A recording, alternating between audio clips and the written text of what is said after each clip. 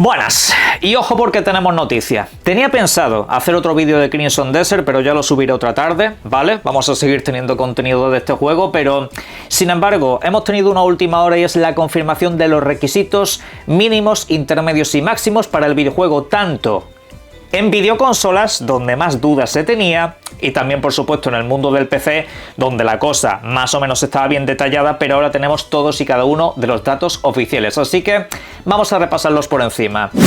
Por ejemplo, en el mundo del PC, os lo dejo en pantalla, ahí tenéis la tabla de requisitos si lo queréis tirar en mínimo, en bajo, en recomendados, en alto o en ultra. Ok, si lo quieres tirar a los mínimos, si tienes un PC con más años que yo, pues particularmente con una gráfica 1060 o con una AMD 5500, podrías jugar este videojuego a 1080 y 30 frames por segundo. Eso sí, 1080 rescalados desde 900.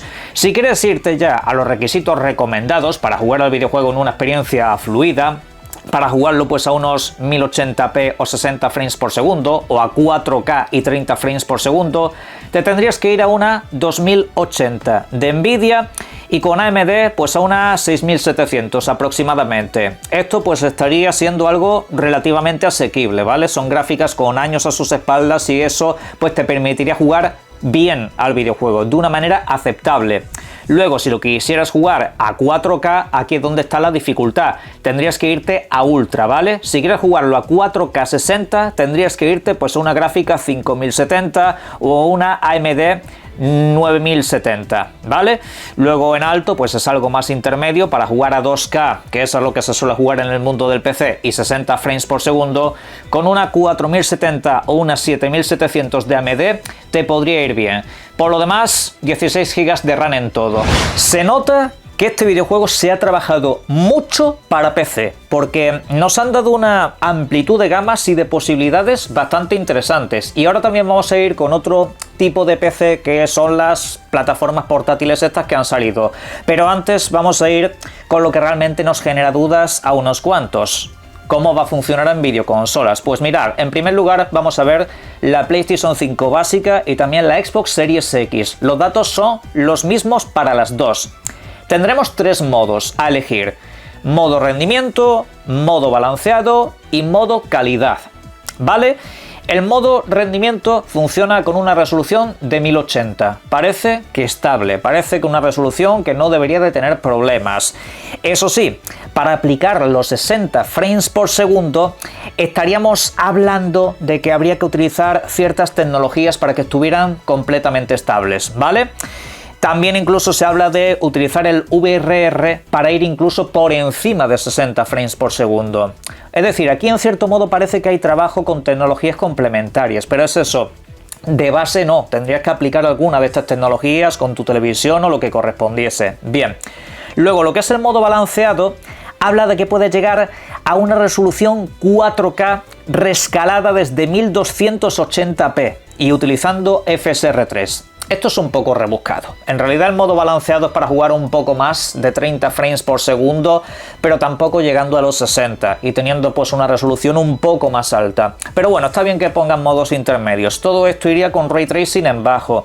Y luego si quieres jugar en modo calidad, que serían pues 4K de resolución y 30 frames por segundo. Eso sí, los 4K son rescalados desde 1440p y aplicando FSR3. Bueno, no está nada mal, todo se ha dicho, es un poco lo habitual que nos encontramos en estos juegos.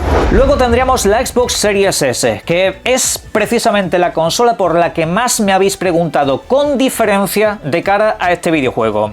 En Series S solamente hay dos modalidades, una que es el modo rendimiento, que podría alcanzar los 40 frames por segundo, eso sí, con una resolución nativa de 720p. Sería una resolución bastante baja y con el Ray Tracing desactivado. Si quieres modo calidad, ahí sí alcanzaría los 1080p, sí alcanzaría una resolución estándar de alta definición pura, pero eso sí sería a 30 frames por segundo. Honestamente, por la diferencia que hay entre 40 y 30 frames, yo personalmente en Series S utilizaría el modo calidad para que tenga la mejor resolución posible, porque yo creo que este videojuego luce bastante bonito como para que se pierda detalle en imagen. Aquí pues seguramente sigue habiendo trabajo después del lanzamiento para que mejore la cosa, pero bueno, han apañado básicamente con lo que tiene. Luego, para la PlayStation 5 Pro, estamos hablando de una consola ya más cara, pues las posibilidades por supuesto van a ser mucho más altas.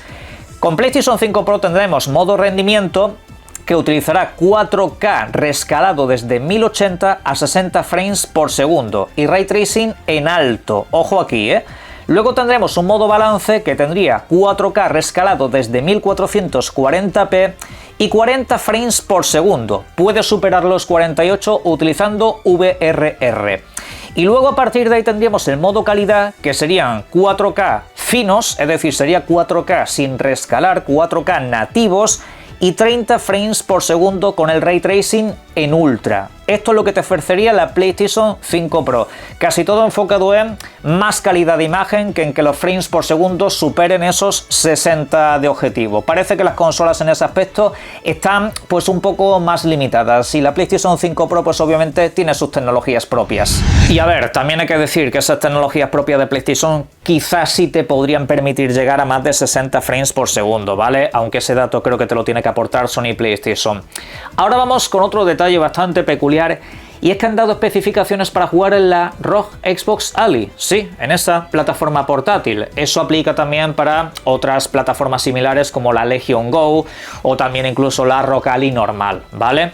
Y bien, pues lo que nos han dicho es que en el modelo ROG Ali normal tendríamos simplemente un modo, que es el modo rendimiento. Iría a 720p y 40 frames por segundo, sin utilizar nada. Eso sería pues un poco el target, el objetivo. No está mal teniendo en cuenta que es una portátil, aunque si quieres irte a la alta gama, a la ROG Ali X, pues ahí ya las cosas sí podrían ir más fluidas. Ahí tienes tres modos, el modo rendimiento, el modo balanceado y el modo calidad, igual que en las consolas básicas. En modo rendimiento, en Xbox Ali X tendríamos 1080p rescalado desde 720 y 60 frames por segundo. El modo balance también es un rescalado desde 720 a 1080p, pero que parece que aplica Super Resolution y otras cosas que te hacen dar una mejor imagen. Iría a 40 frames por segundo, eso sí. Y el modo calidad sería 1080p y 30 frames por segundo. Un poco pues estandarizado y repito, estamos hablando de plataformas portátiles con lo cual pues no está tan mal en ese aspecto. Bien. Me da tranquilidad leer todo este tipo de cosas porque además de eso también han dado los datos para Mac.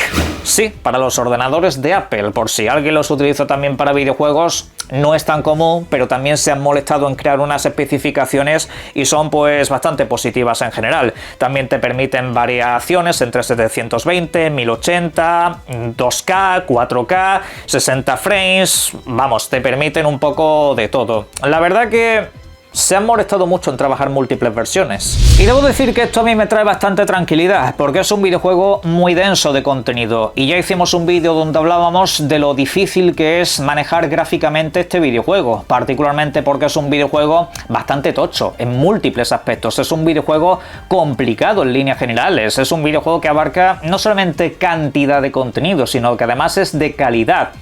En videoconsolas, como digo, todavía la duda puede seguir ahí. He visto especificaciones similares con otros videojuegos y no necesariamente siempre ha salido bien. Pero, viendo un poco cómo se ha manejado la industria, digamos que este videojuego parece querer manejarse en los estándares generales. Sí que es cierto, y el apunte es que sobre todo la imagen es lo que más se puede ver perjudicado en videoconsolas. Es como que en PC la cosa te permite mucha variación, pero en videoconsolas es como que siempre está intentando rescalar desde muy abajo. En cuanto al rendimiento de frames por segundo, parece que no debería de haber tantos problemas y de hecho te tendrán opciones intermedias. Si en cambio sois usuarios de PC podéis estar muy tranquilos después de lo que se acaba de publicar y más después de lo que dijo Digital Foundry, pero bueno, igualmente lo iremos viendo porque a partir de aquí solo podemos especular. En general es todo muy genérico, con lo que se suele pedir en mundos abiertos. Me podéis dejar en la caja de comentarios cuáles son vuestras sensaciones sobre todos estos datos aportados y disfrutad mucho de los videojuegos. Un saludo.